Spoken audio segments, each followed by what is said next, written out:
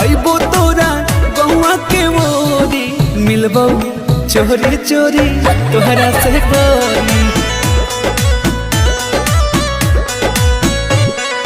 पागल कइले रूपवा बा तोरी मिलबो चोरी चोरी तोहरा से गोरी। पागल कर देंगे की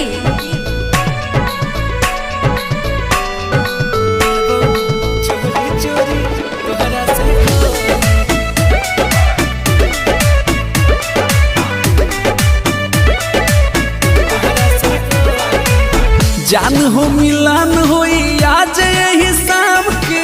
हाँ?